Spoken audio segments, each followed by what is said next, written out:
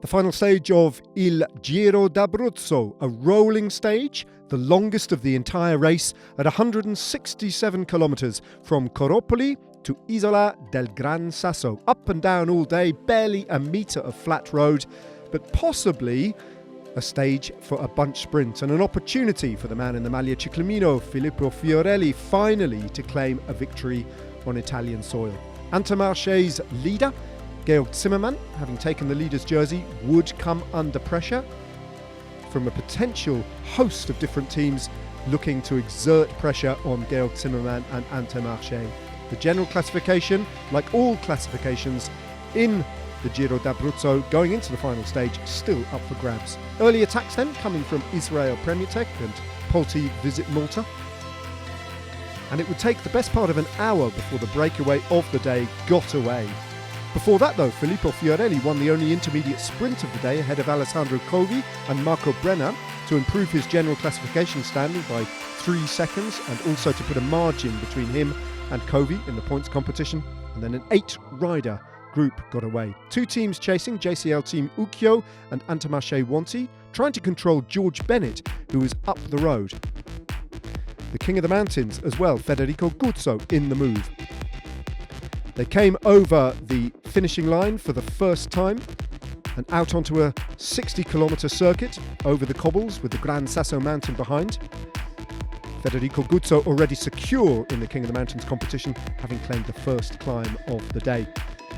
The chase then kept the race very tight, and JCL team Ucchio launched one of their GC riders, Simone Braccani, off in pursuit of the front of the race, where the riders were beginning to attack one another.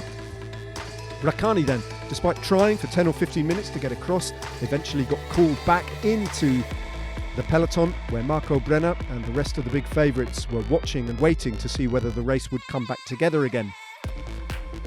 The pressure was on all the while, and Julius Johannesson with Pablo Torres launched a sudden 2-up attack. George Bennett was trying to keep the momentum going at the front of the race, as Joel Sutter and 1 or 2 others fell away under pressure from the Dutchman from Q36.5, Sjoerd Baks. Federico Guzzo, having secured the mountains jersey, then dropped back to the bunch. Sjoerd Baks was called back in as Marcin Martelusi got airborne just over a bit of loose tarmac at the front of the race as they clung on to a 40-second advantage. It was then that the Dutchman Sjoerd Baks attacked, followed shortly afterwards by Ivo Oliveira, the winner of Stage 2. UAE Team Emirates Portuguese star getting up and working with Sjoerd Baks. VF Group Bardiani then, suddenly realising they had to shut the gap to give Filippo Fiorelli a chance of the stage victory, started to work on the front of the bunch. Inside 10 kilometres to go, it was a stubborn and difficult gap to close. Marcin Martelusi played his part. With 5 kilometres to go though, Sjoerd Baks and Ivo Oliveira still had an opportunity of seeing this one out. One after one from the front of the bunch, riders attacked and teams tried to get themselves organised to get control over Sjoerd Baks and Ivo Oliveira.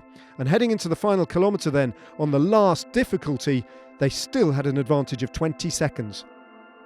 One after the other from behind, the riders' attacks. Filippo Fiorelli trying to follow the wheels and trying to look for an opportunity to sprint to victory, but it was Ivo Oliveira who, in the last 100 metres or so, sprinted clear of his former teammate Sjoerd Baks to take win number 2 for him at this race and win number 3 for UAE Team Emirates. Behind though, Filippo Fiorelli was involved in a battle that he lost for the final place on the podium, picking up further points though to secure the maglia ciclamino, but Ivo Oliveira, the undisputed winner of the final stage of the Giro d'Abruzzo, ahead of Sjoerd Baks and Giovanni Bortoluzzi with a fantastic 3rd place.